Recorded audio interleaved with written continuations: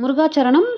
கேட்டதை கொடுக்கும் அபிஜித் நட்சத்திர வழிபாட்டு நேரம் மே மாதம் எந்த அன்னைக்கு வருது, எந்த நேரத்தில் வருது, நம்ம என்ன பூஜைகள் செய்யணும் அப்படின்னு பார்த்துடலாம் வாங்க. சித்திரை மாதம் 25ஆம் தேதியும் மே 8ஆம் தேதியும் வெள்ளிக்கிழமையான நாளைய தினம் அபிஜித் நட்சத்திர வழிபாட்டு நேரம் மாலை 6:24 மணிக்கு ஆரம்பித்து 6:48 மணி வரை இந்த பவர்ஃபுல்லான 24 மினிட்ஸ் இருக்குது. இந்த அபிஜித் நட்சத்திரம் அப்படிங்கிறது திருவோண நட்சத்திரம் பிறப்பதற்கு முன்பாக 24 நிமிடங்கள் மட்டுமே இந்த அபிஜித் நட்சத்திரம் இருக்கும். அந்த 24 நிமிடங்கள் தான் நம்ம இந்த அபிஜித் நட்சத்திர வழிபாட்டு நேரமாக நம்ம பூஜைகள் செய்கிறோம்.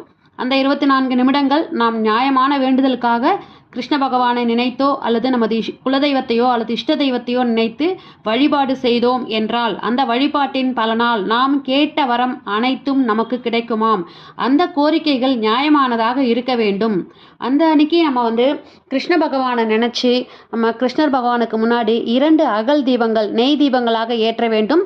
பக்கத்திலேயே நீங்கள் பனம் கல்கண்டு அல்லது அந்த அன்னைக்கு நெய்வேத்தியமாக வெண்ணெய் வைக்க வேண்டும் நாளைய தினம். மற்றும் துளசி தீர்த்தம் அதோடு கூட பானகம் நெய்வேத்தியமாக வச்சிட்டிங்க அப்படின்னாலே போதும். இதில் ஏதாவது ஒன்று நீங்கள் பண்ணால் கூட போதும். நாளைய தினம் மாலை நேரத்தில் 6:24 மணி முதல் 6:48 மணி வரை இந்த பவர்ஃபுல்லான 24 மினிட்ஸ் இருக்குது. யாருமே இந்த நேரத்தை தவற விடாதீங்க. இந்த நேரத்தில் நம்ம சொல்லக்கூடிய இந்த கிருஷ்ண பகவானுடைய மந்திரம் ஒன்று நான் சொல்கிறேன் உங்களுக்கு. இந்த மந்திரத்தை நீங்கள் 24 மணி நேரத்தில் நீங்கள் இந்த 24 மினிட்ஸில் நீங்கள் பிரார்த்தனை பண்ணுங்கள். உங்களுடைய வேண்டுதல்கள் எதுவாக இருந்தாலும் நிறைவேறும். அந்த மந்திரத்தை நான் உங்களுக்கு இப்போ சொல்கிறேன். கிருஷ்ணாய வாசுதேவாய ஹரையே பரமாத்மனே பிரணத கிளேஷ நாசாய கோவிந்தாய நமோ நமக.